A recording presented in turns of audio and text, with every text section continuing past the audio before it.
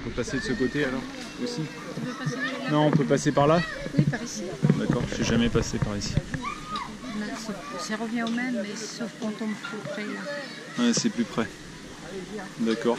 Ouais. Donc ici, c'est très pratique parce que les enfants peuvent jouer pendant au moins 2-3 heures. Et pendant ce temps-là, on peut rester assis et puis lire un livre et faire autre chose. Donc c'est très bien quand vous avez des jeunes enfants. Mais c'est seulement l'été, hein, quand il fait beau, quand il ne pleut pas. D'ailleurs, il y a beaucoup de grands-parents qui sont là avec les petits-enfants. Et puis, voilà, hein, j'ai dû passer peut-être 4 heures là, c'est bien. Et puis les enfants se fatiguent. Donc, vous voyez là, c'est très joli, hein, c'est le Cher.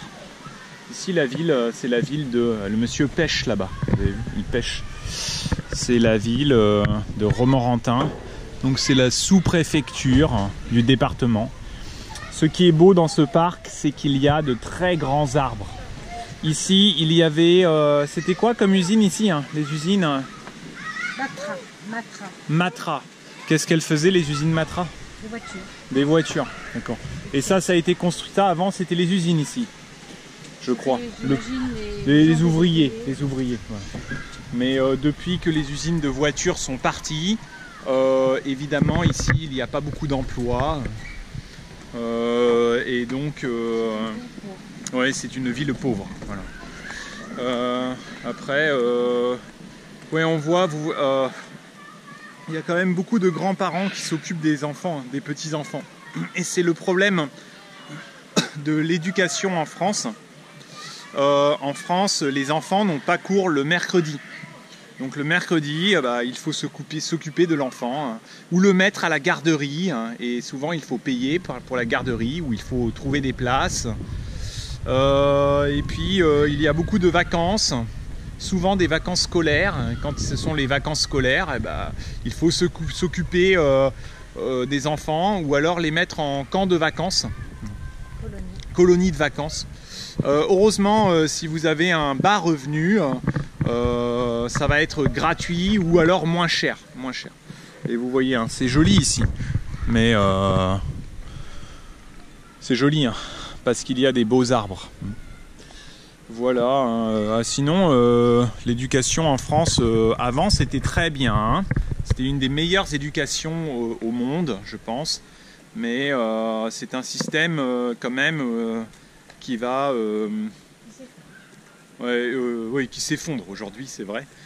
Pourquoi? Parce qu'il y a vraiment d'un côté l'éducation publique qui est de moins en moins valable, parce que c'est public, donc ce n'est pas cher, c'est presque gratuit, mais il y a trop d'élèves par classe, les élèves, beaucoup ne parlent même pas bien français, ils n'ont pas, leurs parents sont étrangers, ils n'ont pas d'éducation à la maison, ils n'ont pas de discipline, ils ne veulent pas apprendre, et donc le niveau va être très bas. Et tous les parents qui ont un peu de l'argent, et ils préfèrent envoyer leurs enfants dans les écoles privées. Donc, souvent religieuses. Après, ça dépend. Hein, ça dépend. Je crois qu'il y a maintenant du privé où tu n'as pas besoin d'être religieux.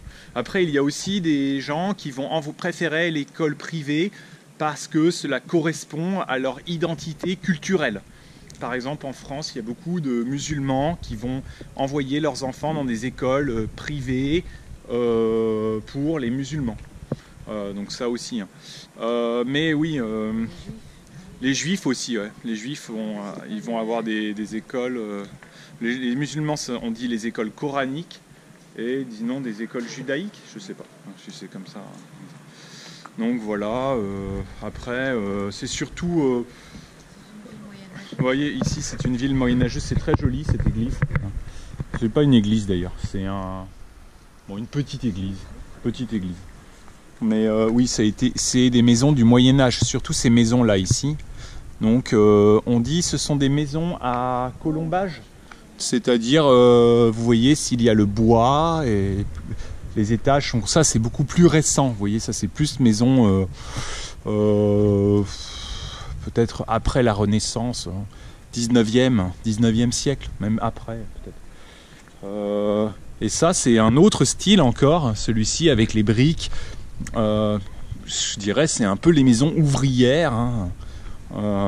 Donc encore plus récent. Et puis ça correspond aussi à une époque. Et oui, voilà, ça c'est les noms des rues qui sont des noms de rues de Moyen-Âge, hein, rues des bons payeurs. Les rues du Moyen-Âge, souvent ça va être les noms de rues, ça va être religieux ou par rapport au métier. Voilà, c'est ça. Ma mère m'aide. Et je peux vous montrer juste un peu à l'intérieur, très rapidement. Voilà, je fais le signe de croix.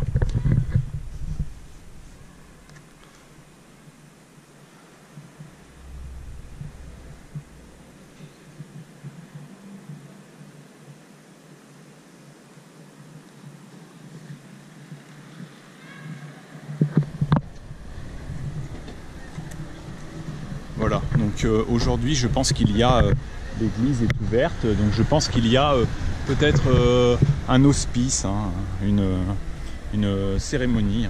Voilà, j'y vais. Hein. Oui, ici c'est une ville aussi où, vous savez, la place Jeanne d'Arc, parce que Jeanne d'Arc est passée par ici, vous savez. Jeanne d'Arc qui, pendant la guerre de 100 ans, a libéré la France des Anglais. Donc elle est passée par ici. C'est une ville qui existait déjà. À l'époque, il y avait déjà l'église, il y avait déjà les maisons autour, la place. Évidemment, il n'y avait pas ces maisons modernes, hein, qui sont nouvelles. Il devait y avoir autre chose à l'époque. Hein. Bon, je vous laisse. Hein. À bientôt les amis.